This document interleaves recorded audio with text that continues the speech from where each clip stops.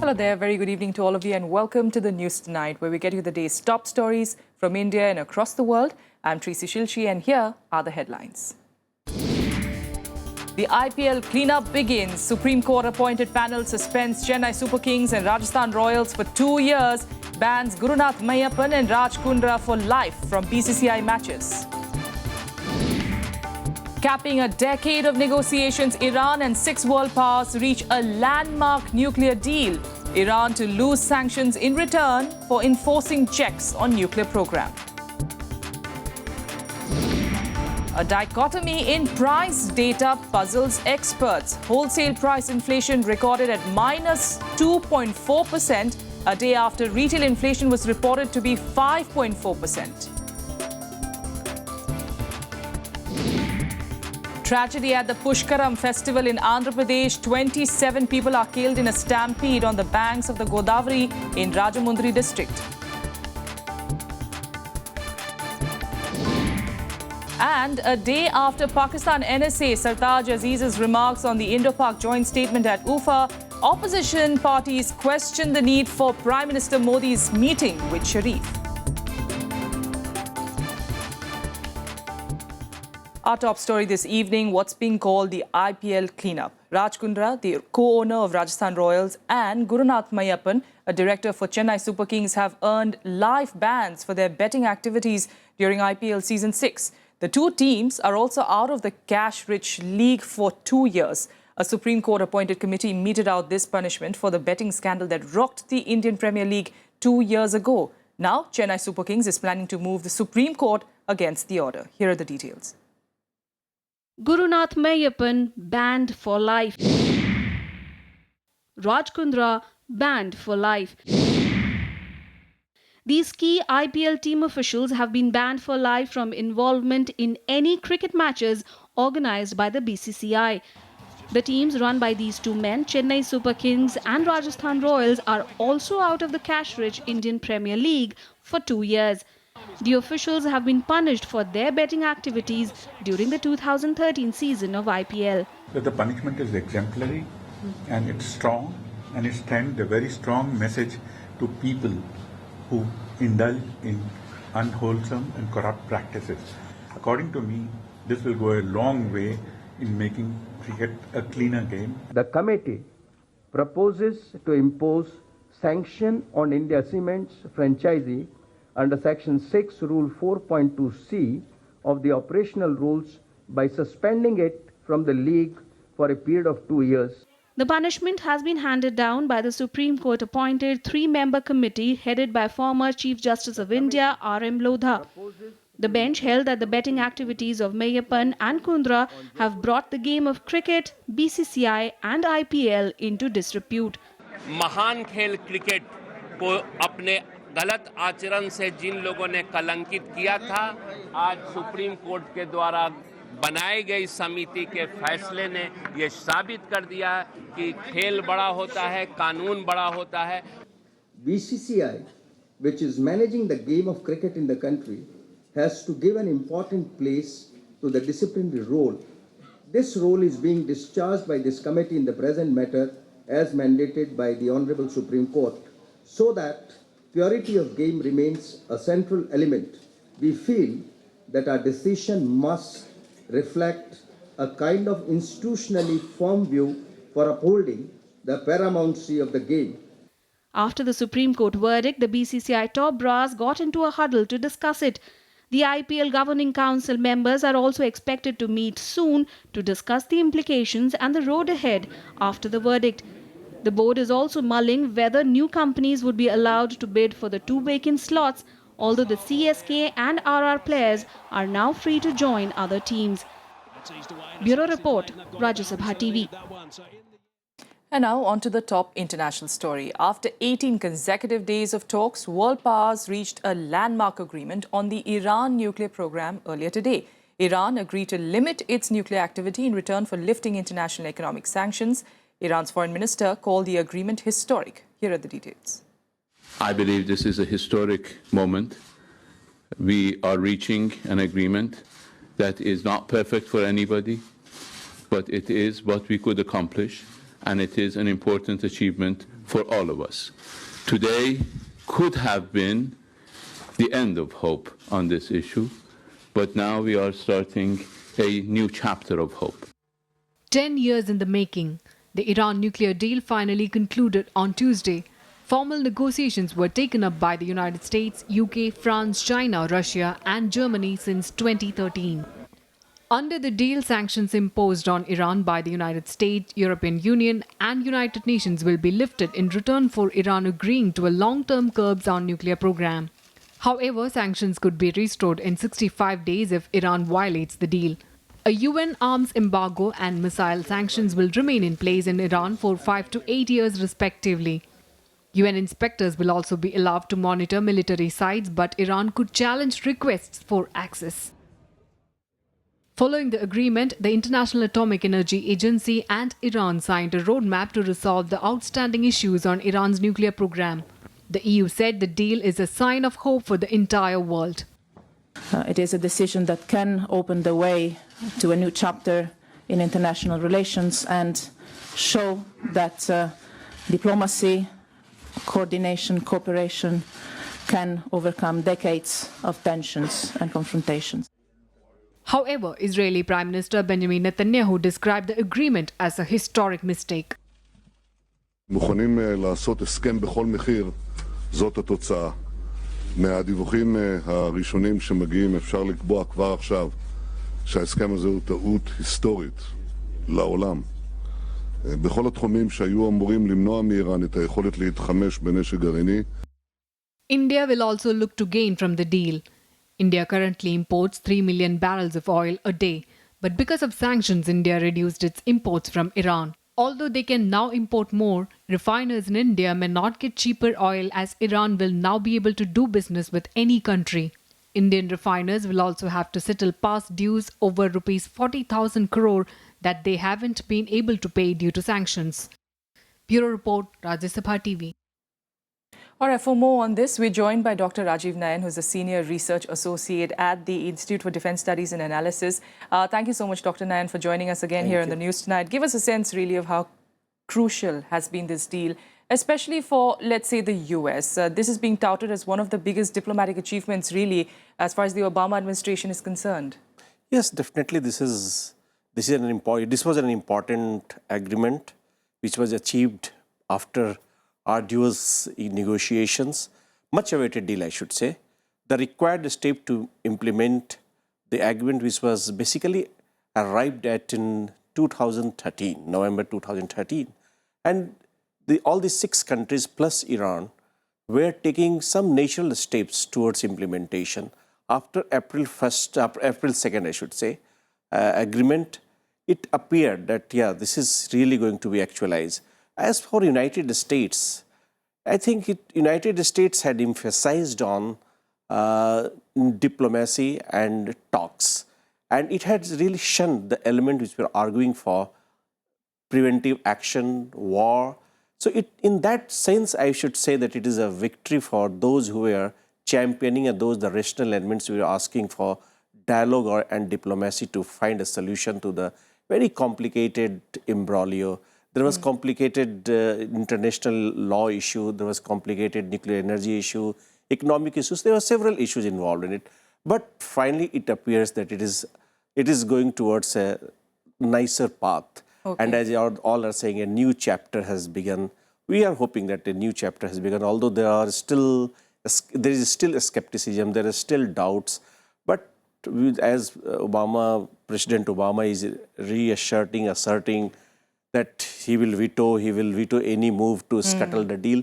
So we are really hoping for something good in the future. It's good for the world, good for regional security, good for the non-proliferation regime, good for Iran, good for international prosperity and growth, I would say. All right, but like you've also pointed out, it has been a complicated deal. Both sides have had to give in or perhaps fight for their stand as well, which is why it took so many years, of course, to eventually come to this kind of a deal. And as we do understand, there are some key points on which there are still a bit of apprehensions, whether Iran is going to keep, that timeline. Also, I believe, Americans are acknowledging that this is only till the first decade. It's still about 10 years that they're going to be going ahead with this deal. After that, of course, Iran can go ahead with certain provisions and they don't need to actually divulge details of that. I don't read much into it. After 10, 15 years, do you think they are going to rock the boat? It is 10, 15 years are going to be a big time. And by then, United States, by then Iran will achieve many things. They will be quite interdependent on each other. The world will be also engaging Iran a lot. And if they just want to just isolate them, Iranian want to isolate themselves again, I think it will be not only unfortunate, but I think it is unthinkable also. I don't think they are going to go back. They have compromised. There is no doubt about that. And they have compromised about their enrichment plan. Under NPT, there is no restriction that you cannot enrich or you cannot reprocess. But Iranians agreed to just take restriction on itself. So Iran, when it has taken restriction now, in this situation, I don't think after 10 or 15 years, he'll say, no, I am unhappy, I am going to do something. It has capability. It had capability to build nuclear weapons, but it did not cross the red line. It restricted itself, and that puzzled many. Even in Iran, it puzzled outside also. Why is it unnecessarily taking problem, unnecessarily taking confrontation with the world? So now it has developed an understanding. It has got a population which is quite young. It has got 42% of population which is under 42. And this section has got aspirations. This section wants to interact with the world. This section wants to grow. And this section wants to see the world. It doesn't want to, this section doesn't want to remain isolated forever. Yes. Or after getting integrated with the world, it would not do anything which can really hamper or which can really affect whatever has been achieved. So I am not pessimist. I am quite optimist, and I am sure Iranians, Europeans, Americans, all will see the region. And as far Israel is concerned, I always maintain that it was a posturing. Yes. I mean, they have got a very good deal. Iran has whatever suspicion, it has been at least removed now. There will be an on the access. whole, of course, yes, on the whole, it is in fact more on the optimistic side. Yeah, exactly. Because yes, and that's a good note to end at. I'm so sorry, Dr. Nayan, we're running out of time, but thank you so much for joining us and explaining really what it really means in the global scale as well. Iran really opening up avenues, not just with the West, but with the other countries as well, looking at them as a more friendly country to associate with. Thank you so much for joining us. Meanwhile, let's head on to some more news that we're tracking this evening. The wholesale price index-based inflation remained in the negative zone for the 8th consecutive month at minus 2.4% in June. Now, this, however, shows a dichotomy over retail and wholesale prices in the country, as retail inflation nudged up to 5.4% in that same period. Of course, retail inflation spiked and has now dented hopes of another rate cut by the RBI next month. Take a look. Even as pulses and onions remain costly, the annual inflation rate based on wholesale prices continued to be the negative in June. It has fell further to minus 2.4% from minus 2.36% in May. Inflation for fuel and power segment came at a negative 10.03% in June as compared to negative 10.51% for the previous month. Food inflation fell to 2.88% in June against 3.80% in the previous month. However, deflationary trend in WPI may not guide RBI's policy stance as the consumer price index-based CPI inflation has firmed up. RBI Governor Raghuram Rajan had warned that he may not cut rates further if food prices increase. However, experts feel that spike in inflation comes in the backdrop of slowdown in factory output and RBI should deliberate another cut. See, RBI definitely is going strictly that when inflation is going up, money supply should be reduced. But that is not the right thing at all the time.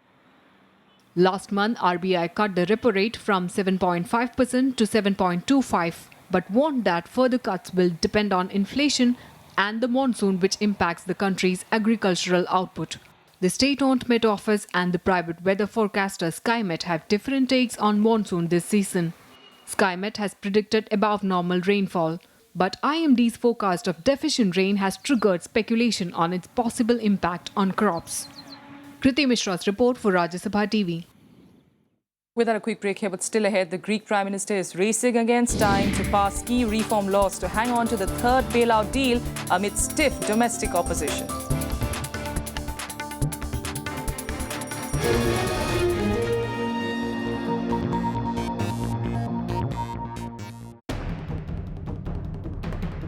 European Union offers Greece a bailout package.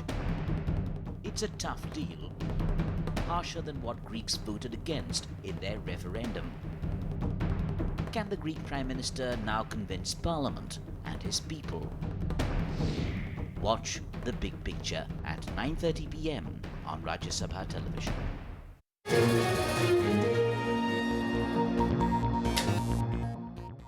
Welcome back. Let's continue to get you some more national news here on the news tonight. At least 27 people died in a stampede on the Godavari banks during the Pushkaram festival at Rajamundry district in Andhra Pradesh. 20 others were injured in the tragedy that took place when a large number of pilgrims rushed towards one of the gates of the ghat. Many people were crushed by the crowd while some drowned. The tragedy struck between 7:30 to 8 this morning. Most of the victims were elderly people. The Chief Minister announced an ex gratia of 10 lakh rupees for the family of the deceased, and he said he will remain in Rajamundry for the next 11 days to address all problems. It's very unfortunate, and our deepest sympathy towards the deceased families and those people who got hurt and taking treatment in the hospitals. And very, very unfortunate, very saddening, and it shouldn't happen. It happened because of government failure. I hold Mr. Chandrababu Naidu, Chief Minister, responsible for this. Number one, in spite of spending 1,300 crores, hardly any preventive measures were taken. He himself has admitted a week back, and he expressed his displeasure on the arrangements. In other news, legendary music director M.S. Viswanathan passed away at his residence in Chennai today morning after a long illness. He was 88 years old. He was undergoing treatment in a private hospital for geriatric problems. Family members said that his last rites will be performed tomorrow. M.S. Viswanathan was a much sought-after music director who scored music for over 1,000 South Indian films. He also played a number of roles in some movies. Condoling his death, Tamil Nadu Chief Minister J. Jayalalitha expressed regret that Viswanathan was denied the prestigious Padma Award. ரொம்ப மனசுக்கு வேதனையா இருக்கு. அவர் songs மலையாளத்திலே, கன்னடத்திலே, தெலுங்குல, தமிழ்ல கூட beautiful songs பாடிருக்கேன். எல்லா hit songs மலையாளத்திலே கூட ரொம்ப நல்ல சாங்ஸ் பாடிருக்கேன். ஆத்மா சாந்தி அடையட்டும். மதிப்புக்குரிய எம்ஜிஆர் அவர்கள், சிவாஜி சார் அவர்கள், அந்த மாதிரி ஜாம்பவான்களின் மிகப்பெரிய வெற்றிக்கு பின்னால எம்எஸ்சி அவர்கள் இருந்தாங்க. அவர் இல்லாமல் கண்ணதாசனோ, வாலியோ, ஸ்ரீதரோ, பாலச்சந்தரோ யாரோ வெற்றி அவ்வளவு பெரிய வெற்றி பெற்றிருக்க முடியாது. And now for all the other national stories, let's take you nationwide. A special court has ordered framing of charges against former Jharkhand Chief Minister Madhu Koda and 8 others in the coal allocation scam that cost the exchequer a loss of 1.86 lakh crore rupees. The court has fixed the 31st of July for formal framing of charges and directed all accused to remain present in the court on that day. 4 police officials were abducted by suspected Naxalites in Bijapur district of Chhattisgarh. The state police has confirmed the abduction from a civilian bus in Bijapur. There is no news yet about their whereabouts, but police and paramilitary forces have intensified their search operations. Manipur remained calm during the 14-hour general strike called by the Joint Committee on the Inner Line Permit System demand. The strike was called to press the demand for a stringent law to check the influx of immigrants. The strike, however, affected normal life as shops, schools and offices remained closed. A team of 16 CBI officers today raided the home and office of activist Tista Setalvad, who is accused of illegally receiving funds from abroad.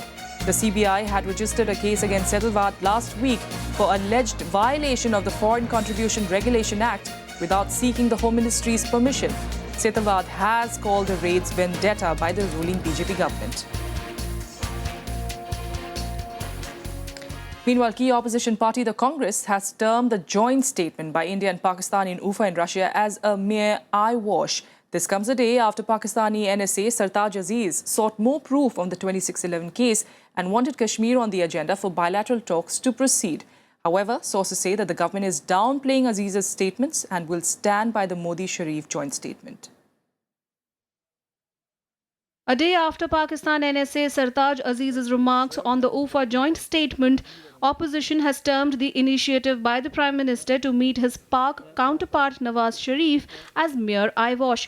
It has also demanded clarification from Prime Minister Narendra Modi on why he decided to meet Sharif and go for a joint statement. The fundamental issue is what was the justification of the Prime Minister meeting and having a joint statement issued, which has no relevance, which has embarrassed India and in fact undermined India's own position.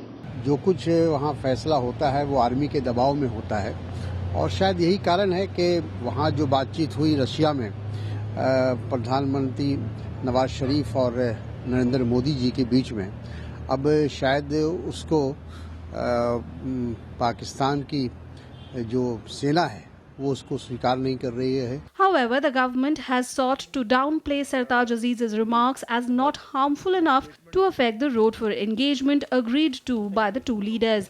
While sources within the government said India will go by the joint statement in Ufa and not by the recent statements from Pakistan, Home Minister Rajnath Singh also assured that any attempt to violate ceasefire will be dealt with force. हमारे प्रधानमंत्री जी ने एक statesmanship का परिचय दिया कि हाथ फैलाना नहीं कहेंगे. यदि किसी प्रकार का वायलेशन होता है अथवा सीमा के ऊपर उनके द्वारा कोई हमला होता है, आक्रमण होता है, तो उसका मुंहतोड़ जवाब भी भारत देता है. According to sources, it was Prime Minister Modi's idea to have a joint media interaction by foreign secretaries of both countries after the talks, following which the two sides drafted the statement. The centre is now looking forward to the meetings between the NSAs and DGMOs to take things forward. Vishal Dahiya's report for Rajya Sabha TV. Looking forward to cement the ties further, India and the US leadership will soon be holding a strategic and commercial dialogue. The first round of dialogue is all set to be held in September at Washington. Top American diplomat Nisha Desai Biswal announced that the US Secretary of State John Kerry will co-host the talks. The Indian delegation will be led by Union External Affairs Minister Sushma Swaraj and Commerce Minister Nirmala Sitharaman. Meanwhile, US Vice President Joe Biden praised the bilateral relations in 10 years since the historic civil nuclear deal between the two countries. He also said that cooperation between the two countries had deepened in a number of key areas, including economy, security and culture. President Obama declared that the United States and India are not just natural partners, but that America can be India's best partner. That's our goal. I agree. And the history of the journey of both our nations, I think, proves that. And our day after getting the third bailout deal from Eurozone, Greece is now racing against time to meet its first deadline and prove its intent to creditors. Prime Minister Alexis Tsipras is seeking the passage of 4 reform measures in Parliament, but he is facing tough resistance from the opposition and some of his own party members. Despite a bailout deal, Greece's troubles are far from over. After securing a third bailout from creditors on their terms, Greek Prime Minister Alexis Tsipras now faces a tough battle in Parliament. He has to persuade MPs within his government to get the backing to the deal. The Eurozone leaders agreed on a conditional bailout in return for major reforms and passing of key legislations. 4 pieces of legislation must be passed by the end of Wednesday, including pension and VAT reforms.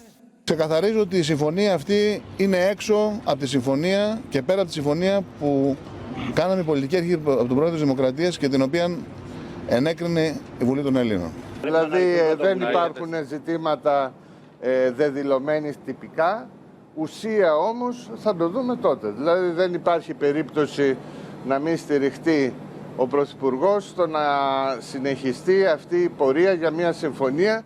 Tsipras is having a tough time garnering support within his party too. But with little time left, there are reports that the PM could be considering a cabinet reshuffle. Several leading anti-bailout figures could be replaced.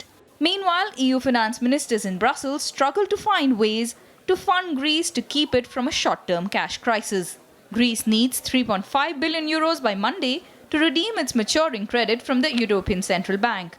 Athens also has to settle an overdue payment to the IMF of more than 2 billion euros. Overall, Greece needs 7 billion euros in July and another 5 billion by mid-August. Well, we're looking at all the instruments and funds that we could use, and all of them seem to have disadvantages or impossibilities or legal objections, so we're still working on it. So some kind of a solution will have to be found. Perhaps some member states want to give bilateral loans. That could be always possible, so you never know. If the deal fails to find approval in the Greek parliament, Greece's banks face collapse, and the country could then be forced to leave the euro. Bureau Report, Rajya Sabha TV. And now let's get you some more international news in Global Buzz. US-led forces stepped up air operations in Iraq against the Islamic State, mounting 29 airstrikes near the Anbar provincial capital Ramadi. Meanwhile, 9 airstrikes targeted Islamic State forces in Syria with fighter and drone aircraft. UN Secretary General Ban Ki-moon expressed disappointment over a planned ceasefire in Yemen not taking effect over the weekend. The UN Special Envoy received commitments from Yemeni parties that fighting would stop last Friday and a humanitarian pause would continue after the end of Ramadan on the 17th of July. Myanmar's president has decided not to run in a parliamentary election scheduled for the 8th of November. The president wrote to U Shwe Man, chairman of the ruling USDP party, that he will not run in the next general election because of his health.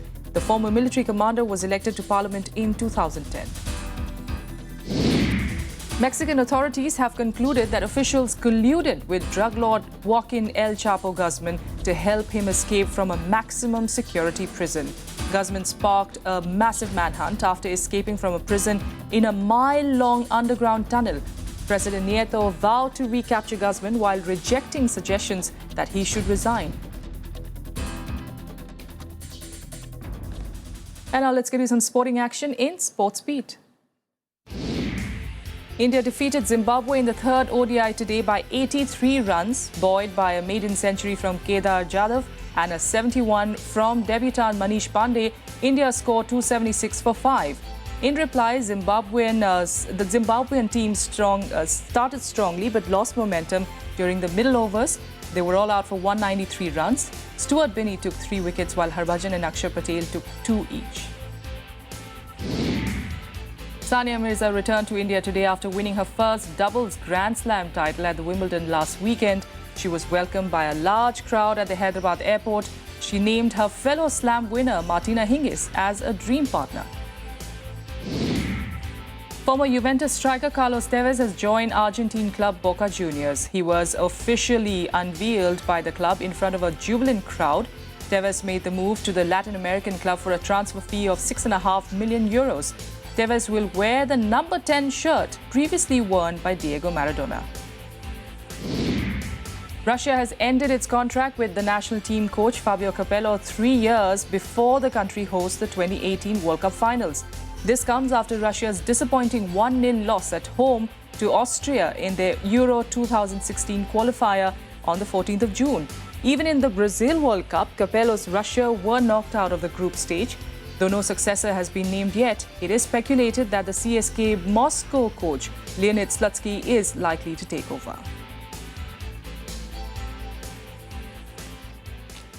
And finally, on the news tonight, we leave you with these fascinating images coming in from NASA's New Horizons spacecraft, which is closing in on Pluto, and new pictures further highlight the heart shape on the dwarf planet's surface.